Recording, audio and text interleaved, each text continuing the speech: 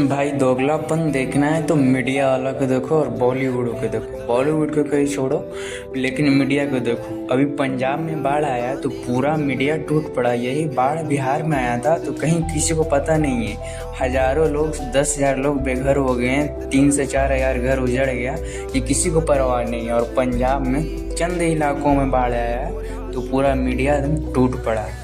और बॉलीवुड भी, वो तो खैर जाएंगे, वो वहाँ के है तो। लेकिन हमारे यहाँ भोजपुरी के कलाकार, कहीं कुछ आता पता नहीं।